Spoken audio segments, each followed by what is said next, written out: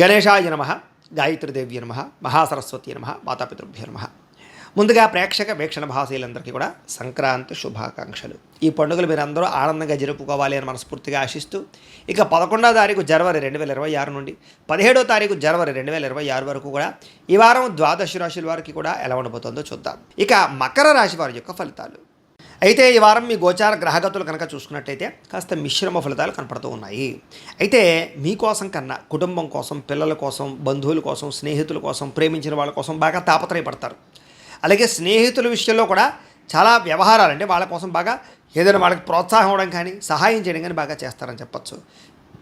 మీకు ఏవైతే ముఖ్యమైనటువంటి పనులు ఉన్నాయో అవన్నీ కూడా మీకు సకాలంలో పూర్తి చేయడానికి మాత్రం గట్టిగా కృషి చేస్తారు. కానీ ప్రతి పనులు పెండింగ్ పడిపోతూ ఉంటాయి, లేటుగా జరుగుతూ ఉంటాయి. అయితే అస్తవ్యస్తంగా ఉన్న వ్యవహారాలు కానీ, ఏది పూర్తవనటువంటి పనులు కానీ మీ సమర్థతతోటి, తెలివితేటలతోటి, ప్రతిభతోటి చక్కదిద్దుకునే ప్రయత్నం చేస్తారు. విలువైనటువంటి పత్రాలు కానీ, ఆస్తులు కానీ సంక్రమించుకునే అవకాశాలు కనపడుతున్నాయి. అలాగే వ్యవసాయం చేసేవారికి వినూతన రీతిలో వ్యవసాయం చేయగలుగుతారు. అలాగే కొంచెం ఆగిపోయినటువంటి పనులన్నీ కూడా ముందర తీసుకెళ్ళడానికి కృషి చేస్తారు. అయితే కొంచెం అతిగా ఆలోచించడం, టెన్షన్ పడిపోవడం ఇవి బాగా కనపడుతున్నాయి, కొంచెం జాగ్రత్త. అయితే ఉద్యానవనాలకి, మంచి ప్రదేశాలకి, విహారయాత్ర చేయడానికి మాత్రం ఎక్కువ ప్రాధాన్యత ఇస్తారు. ఆలయ దర్శనాలు కనపడుతున్నాయి.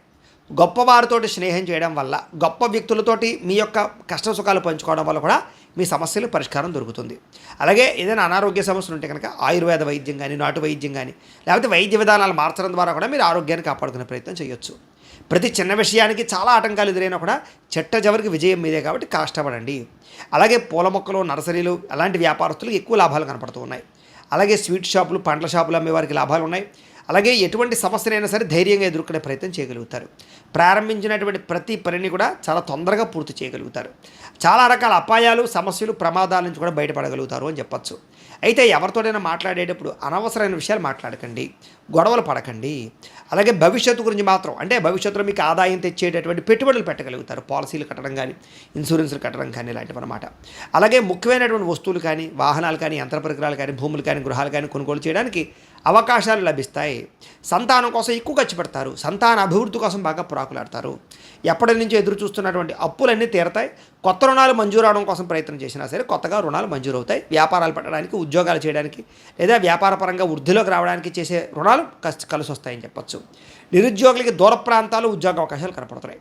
ప్రైవేటు ఉద్యోగస్తులకి తోటి ఉద్యోగస్తులతో సఖ్యత పెరుగుతుంది.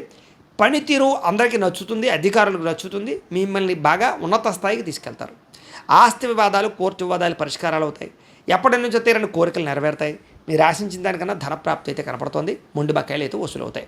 ఎన్ఆర్ఐలు అంటే ఇతర దేశాల్లో ఉండే భారతీయులందరికీ కూడా గ్రీన్ కార్డు సమస్యలు, వీసా సమస్యలు, ఉద్యోగ సమస్యలు పరిష్కారాలు అవుతాయి. గృహాలు కొనుగోలు చేయగలుగుతారు. విదేశీ ప్రయత్నాలు కొంచెం ఆలస్యంగా సఫలీకృతం అవుతాయి. కొంచెం జాగ్రత్తగా వ్యవహరించాలి. ఒకసారి జాతక పరిశీలన చేయించుకోవాలి.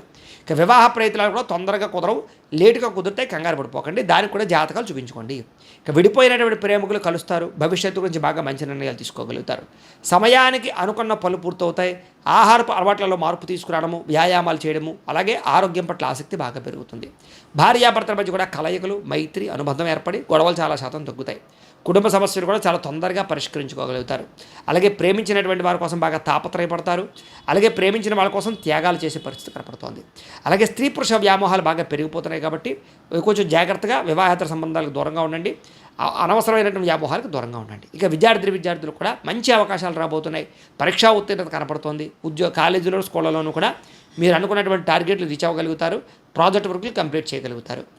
ఉద్యోగస్తులందరూ కూడా ఎటువంటి ఆటంకాలున్న తొలగి ఉద్యోగ అభివృద్ధి కనపడుతోంది. ఉద్యోగ వ్యవహారాలు మీదే పైచేయగా కనపడుతోంది. అందరినీ మెప్పించగలుగుతారు. తోటి ఉద్యోగస్తులతో సఖ్యత కనపడుతోంది.